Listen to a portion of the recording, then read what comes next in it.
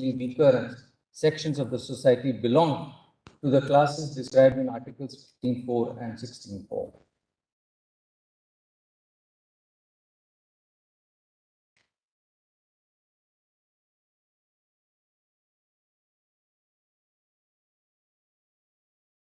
Now I pass on to question number 2, which is that unaided private institutions, including those imparting professional education, cannot be seen as standing out of the national mainstream, as held in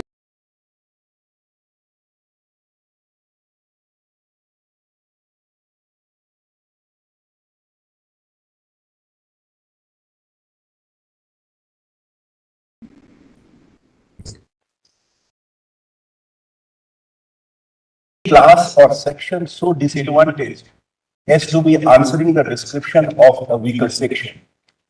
In this background, reservation structured singularly on economic criteria does not violate any essential feature of the Constitution of India and does not cause any damage to the basic structure of the Constitution of India. B.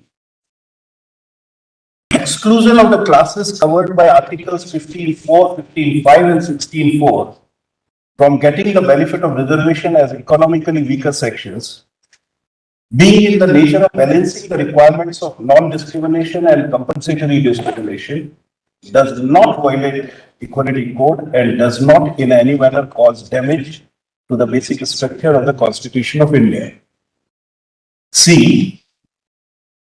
Reservation for economically weaker sections of citizens up to 10% in addition to the existing reservations does not result in violation of any essential feature of the Constitution of India and does not cause any damage to the basic structure of the Constitution of India on account of breach of the ceiling limit of 50% because that ceiling limit itself is not inflexible and in any case applies only to the reservations envisaged by Articles 15.4, 15.5 and 16.4 of the Constitution of India. Not much of the contentions have been urged in relation to the impact of the amendment in question on admissions to private unaided institutions. However, it could at once be clarified that what has been observed here and above in relation to the principal part of challenge to the amendment in question, read with the decision of this court in Pramati Trust, the answer to the issue framed in that regard would also be against the challenge. Accordingly, and in view of the above, the answers to the issues formulated in these matters are as follows. 1. The 103rd Constitution Amendment cannot be said to breach the basic structure of the Constitution by permitting the state to make special provisions, including reservation, based on economic criteria. 2.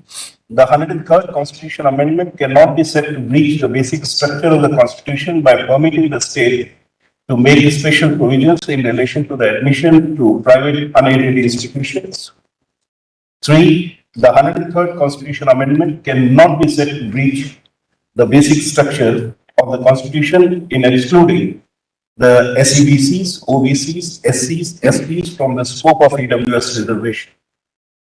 Consequently, the transferred cases, transfer petitions, writ petitions, and the petition for special leave to appeal forming the part of this batch of matters are dismissed.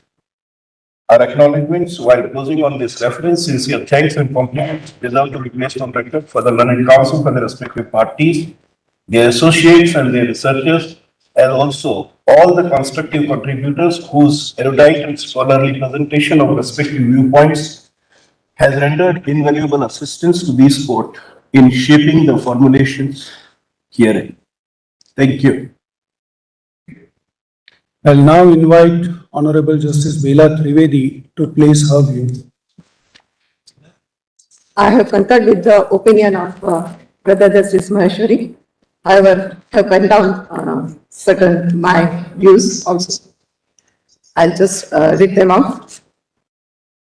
As well settled, it must be presumed that the legislature understands and appreciates the needs of its own people. Its laws are directed to the problems made manifest by experience, and its discriminations are based on adequate norms. Therefore, the constitutional amendment could not be struck down as discriminatory if the state of facts are reasonably conceived to justify it. In the instant case, the legislature, being aware of the exclusion of economically weaker section of the citizens from having the benefit of reservations provided to the SCs, STs, and SCBCs citizens in clause 4 and 5 of Article 15 and clause 4 of Article 16 has come out with the impugned amendment empowering the state to make special provisions for the advancement of EWS other than the classes mentioned in clause 4 and 5 of 15 and clause 4 of Article 16. The impugned amendment enabling the state to make special provisions for EWS of citizens other than SCs, STs, and SCBCs is required to be treated as an affirmative action on the part of the Parliament for the benefit of and for the advancement of the EWS of the citizens. Treating EWS of citizens as a separate class would be a reasonable classification and could not be termed as unreasonable or unjustifiable classification, much less a betrayal of basic feature or violative of Article 14. As laid down by this court, just as equals cannot be treated as unequals, unequals also cannot be treated as treated equally. Treating unequals as equals would be as well offend the doctrine of equality enshrined in Article 14 and 16 of the Constitution. The SCs, STs, and backward class for whom the special provisions have already been provided in Article 14, 15.4, 15.5, and 16.4 form a separate category as distinguished from the general or unreserved category. They cannot be treated at par with the citizens belonging to the general or unreserved category. The impugned amendment creates a separate class of EWS from the general or unreserved class without affecting the special rights of reservations provided to the SCs, STs, and SCBCs. Therefore, the exclusion from the newly created class for the benefit of EWS in the impugned amendment cannot be said to be discriminatory or violative of Equality Code. Such amendment could certainly not be termed as shocking, unconscionable, or unscrupulous travesty of quintessence of equal justice as sought to be submitted by learned counsels for the petitioners. The sum and substance is that the limitations, that is substantive or procedural, imposed on the exercise of constituent power of the state under Article 368 could not be said by any stretch of imagination to have been disregarded by the Parliament. Neither the procedural limitation, that is the mode of exercise of amending power, has been disregarded, nor substantive limitation, that is the restricted field, has been disregarded, which otherwise would invalidate the impugned amendment. What is visualized in the preamble and what is permissible, both in Part 3 and Part 4 of the Constitution, could not be said to be violative of the basic structure or basic feature of the Constitution. In absence of any obliteration of any of the constitutional provisions and in absence of any alteration or destruction in the existing structure of Equality Code or the basic structure of the Constitution, neither the width test nor the identity test as propounded in Keshwanand could be said to have been violated in the impugned amendment. Accordingly, the challenge to the constitutional validity of 103rd Amendment fails and the validity thereof is upheld. And before parting, I have expressed my views on the time span to be prescribed for the reservation policy. I have quoted the observations made by the Constitution Bench in A.C. Vasant Kumar, observations of Justice D.A. Desai, Justice Venkatramaiah, Justice Chandrachud as he then was, and also in the case of Ashok Kumar. And at the end, I said, what was envisioned by the framers of the Constitution, what was proposed by the Constitution Bench in 1985, and what was sought to be achieved on the completion of 50 years of the advent of the Constitution, that is, the policy of reservation must have a time span, has still not been achieved even till this day, that is, till the completion of 75 years of our independence. It cannot be gainsaid that the age-old caste system in India was responsible for the origination of this reservation system in the country.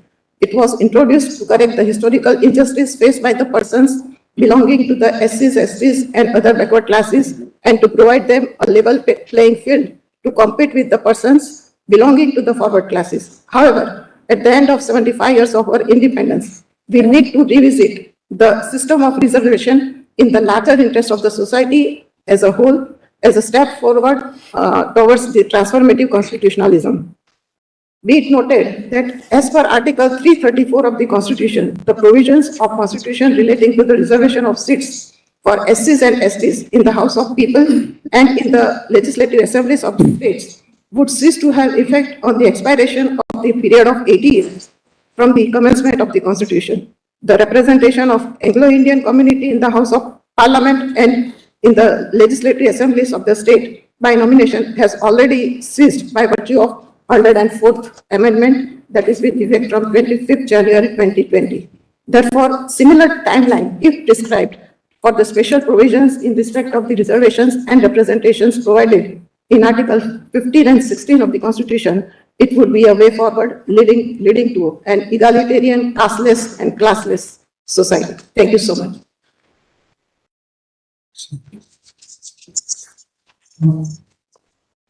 May I now invite Justice Paradiwala to place his view? While concurring with my esteemed brother, Justice Maheshwari, and my esteemed sister, Justice Bharat, and while upholding the validity of the impugned amendment, I have thought fit to observe, I quote, thus, reservation is not an end, but a means to secure social and economic justice. Reservation should not be allowed to become a vested interest. Real solution, however, lies in eliminating the causes that have led to the social, educational, and economic backwardness of the weaker sections of the community. This exercise of eliminating the causes started immediately after the independence, that is almost 7 decades back, and it still continues. The long-standing development and the spread of education have resulted in tapering the gap between the classes to a considerable extent. As larger percentages of backward class members attain acceptable standards of education and employment, they should be removed from the backward categories so that the attention can be paid towards those classes which genuinely need help. In such circumstances, it is very much necessary to take into review the method of identification and the ways of determination of backward classes, and also ascertain whether the criteria adopted or applied for the classification of backward is relevant for today's conditions. The idea of Baba Saheb Ambedkar was to bring social harmony by introducing reservation for only 10 years. However, it has continued past 7 decades. Reservation should not continue for an indefinite period of time so as to become a vested interest.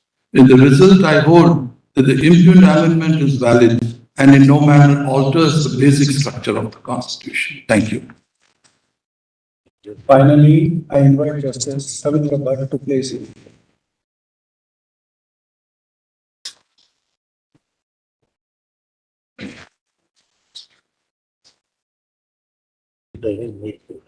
I regret my inability to concur with the views expressed by the majority opinion on the validity of the 103rd Amendment on question number 3, since I feel, for reasons set out elaborately in the following opinion, that this court has for the first time in the seven decades of the Republic sanctioned an avowedly exclusionary and discriminatory principle. Our Constitution does not speak the language of exclusion. In my considered opinion, the amendment, by the language of exclusion, undermines the fabric of social justice and thereby the basic structure.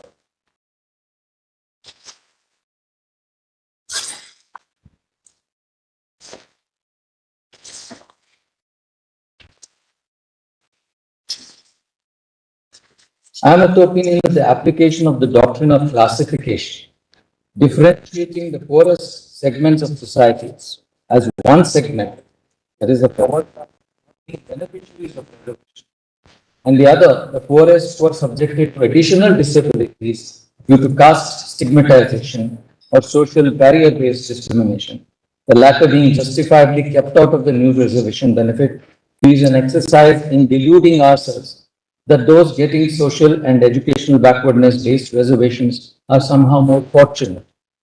This classification is plainly contrary to the essence of equal opportunity.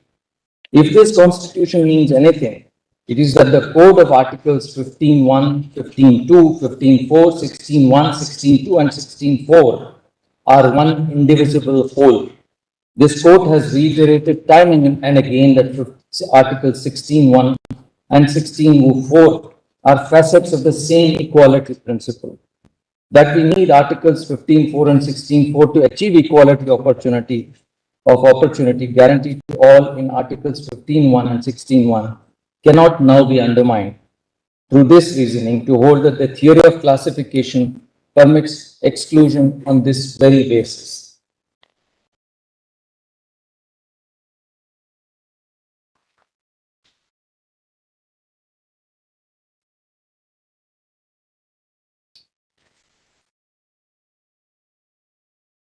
The characterization of including the poor, that is, those who qualify for economic eligibility, among those covered under Articles 15.4 and 16.4 in the new reservations under 15.6 and 16.6 as bestowing double benefit is incorrect.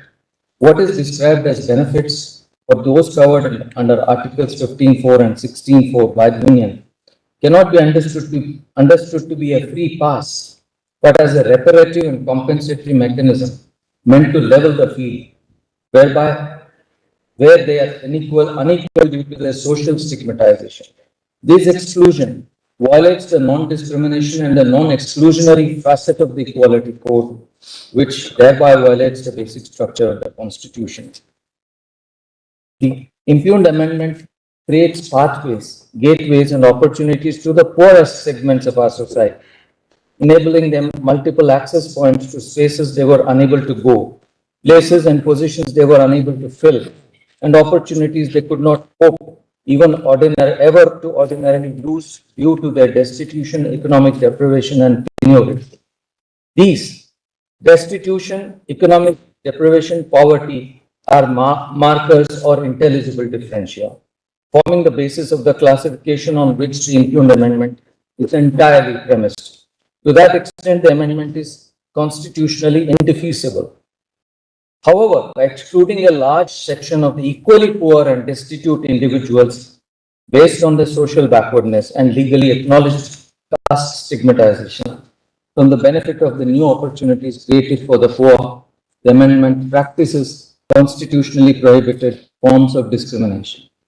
The overarching principles under Articles 15.1, 15.2, 16.1 and 16.2 is that caste-based or community-based exclusion, that is the practice of discrimination, is impermissible.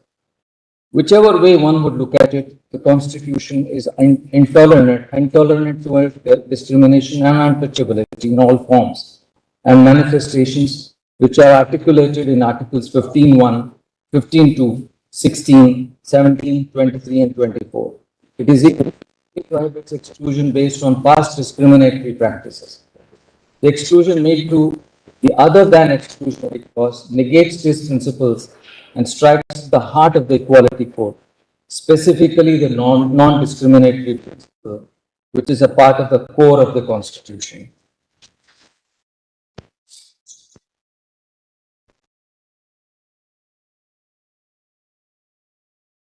The Sinha Commission was set up.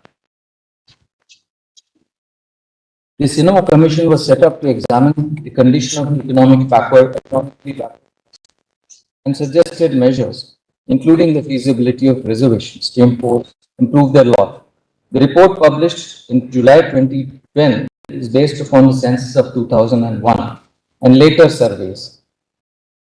The statistics and SSO 2004-2005, which the report is based on, disclose that in all 31.7 crore people were below the poverty line, BPL, of which the scheduled caste population was 7.74 crores.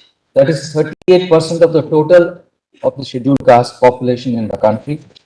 Scheduled tribe population was 4.25 crores, that is 48.4% of the total scheduled tribes of the country. 13.86 crores of OBC population, which was 33.1% of the total OBCs, and 5%, 5.85 crores of the general category, which is 18.2 the total general category. These facts established that the bulk of the economically weaker sections of the society belong to the classes described in Articles 15.4 and 16.4.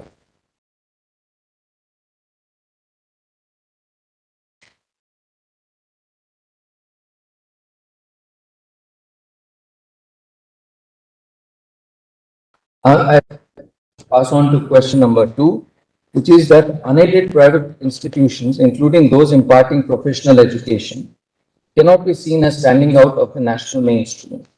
As held in Pramati and Society for Unaided Private Schools, reservations in private institutions is not per se violative of the basic structure.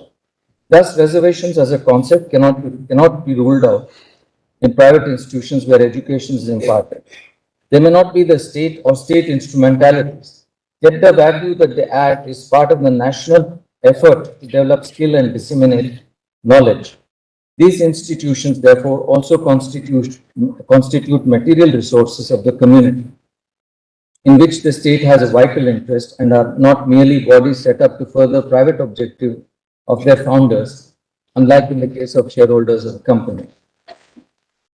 Therefore, I hold that on question number 2, the amendment is valid, but for reasons of answering question number 3, the amendment has to go.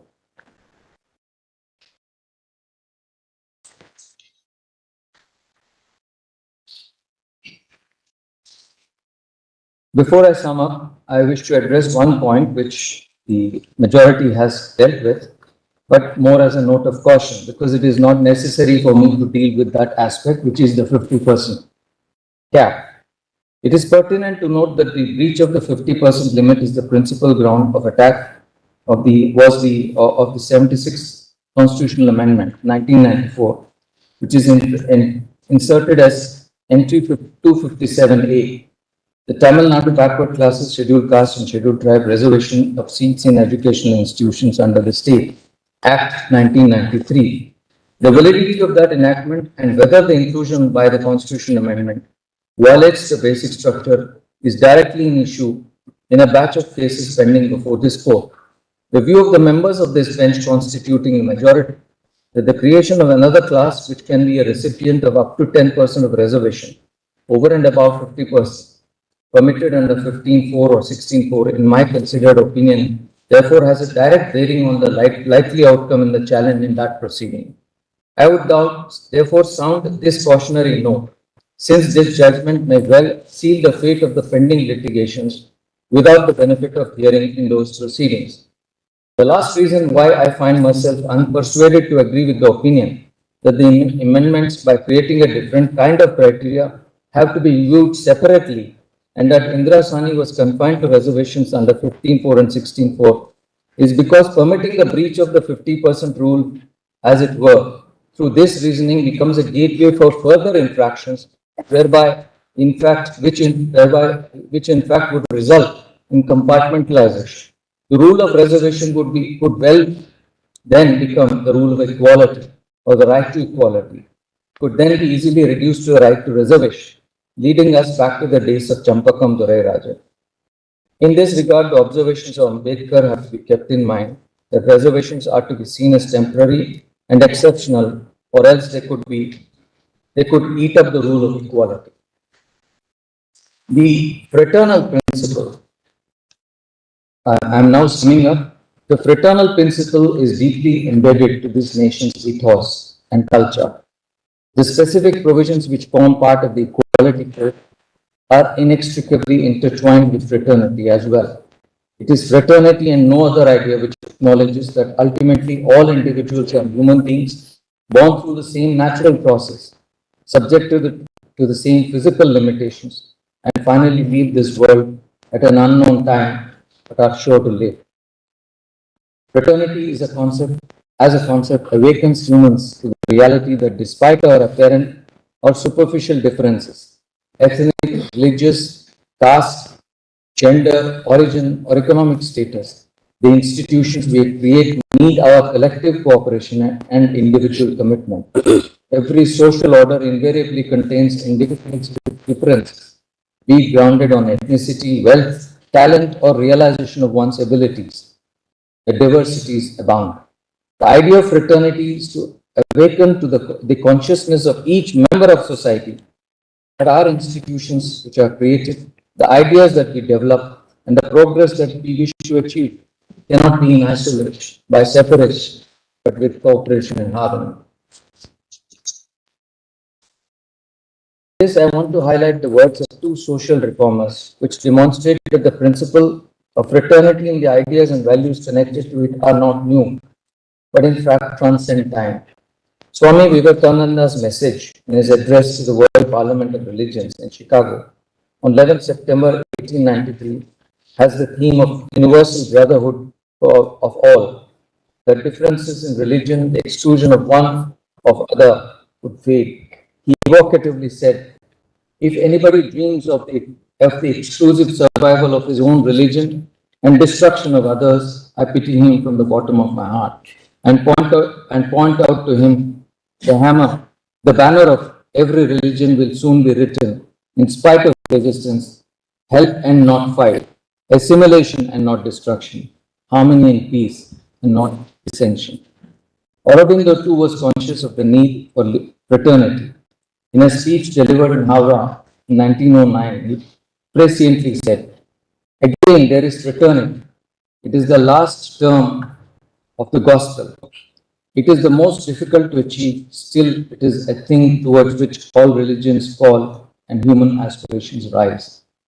There is discord in life, but mankind yearns for peace and love. This is the reason why the Gospels will preach brotherhood, which preach brotherhood, spread quickly, and excite passionate attachment. This was the reason for the rapid spread of Christianity. This was the reason of Buddha's spread in the country and throughout Asia. This is the essence of humanitarianism, the modern gospel of love for mankind. None of us have achieved our ideals, but human society has always attempted an imperfect and limited fulfillment of them. It is the nature, the dharma of humanity, that it should be unwilling to stand alone.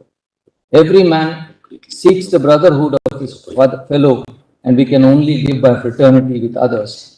Through all its differences and discords, humanity is striving to become one.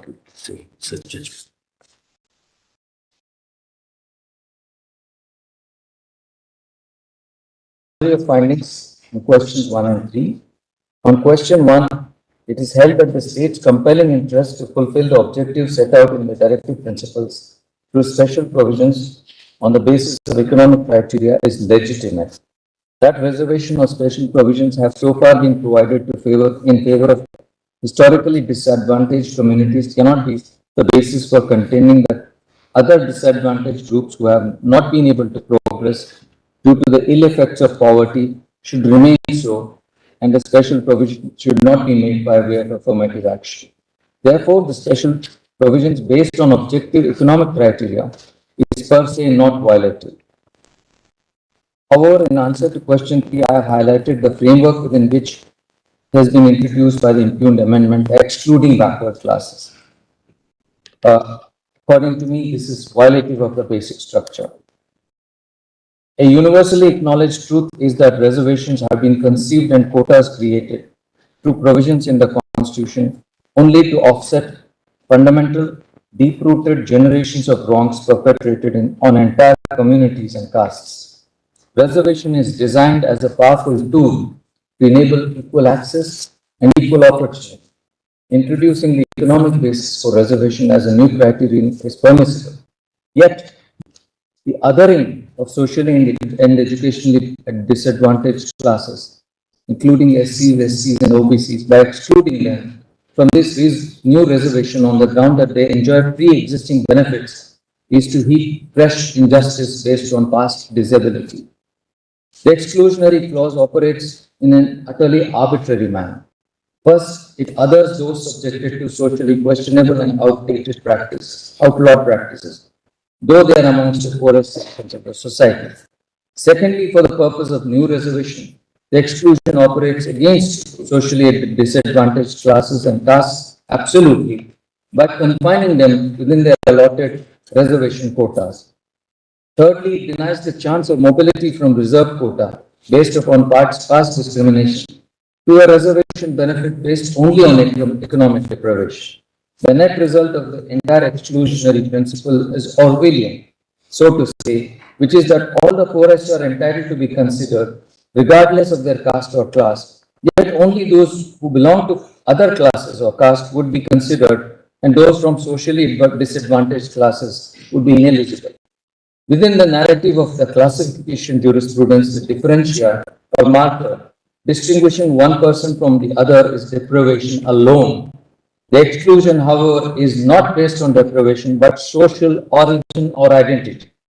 This strikes at the essence of the non-discriminatory rule. Therefore, the total and absolute exclusion of constitutionally recognized backward class of citizens is nothing but discrimination, which reaches to the level of undermining and destroying the equality code, and particularly the principle of non-discrimination. Therefore, on question 3, it is clear that the impugned amendment and the classification it creates is arbitrary, results in hostile discrimination of the poorest segments of society that are socially and educationally backward and are subjected to caste discrimination. For these reasons, Articles 15(6) and 16(6) are struck down and held to be violative of the Equality Code, particularly the principles of non-discrimination and non-exclusion, which form an inextricable part of the basic structure of the Constitution.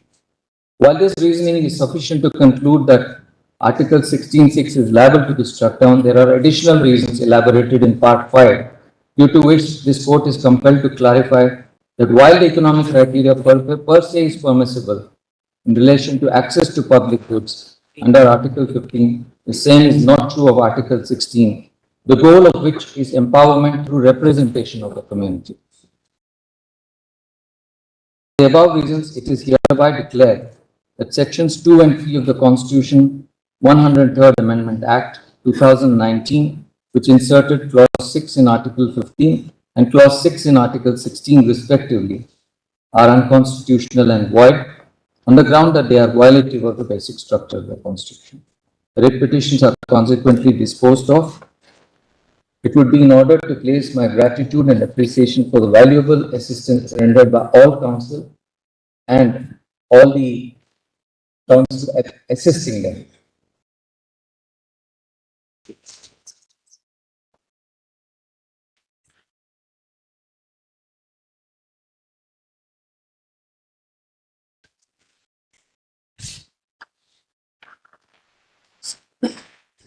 I have concurred with the view taken by Honorable Justice Bharat in its entirety. So effectively, the decision is please to prove. Oh.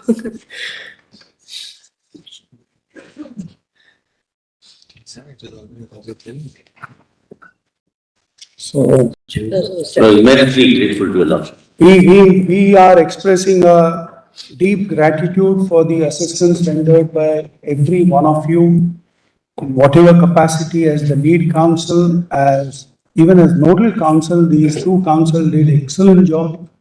So it was a great learning experience for all of us, and this I express gratitude on behalf of all the members who are part of this bench. My colleagues also join me in expressing that. Thank you so much. Immensely grateful. Present bench, not a pleasure to argue before your lordship. Greatly obliged. We are grateful for your lordship's to accommodate and hear everyone. We are very grateful for that, your lordships. The operative portion will be like this. In view of the decision rendered by the majority consisting of Honorable Justice Dinesh Maheshwari, Honorable Justice Bela M. Trivedi, and Honorable Mr. Justice J.B. Pardiwala, the challenge raised to the 103rd Amendment to the Constitution fails. The writ petitions and other proceedings filed in that behalf stand disposed of accordingly. Thank you. Grateful to you. Grateful to your lordship. Sir, may I also thank the bench for a very patient Yes. and Thank you. and It was a very great learning experience, Dr. Mohan Gopal. grateful. Grateful.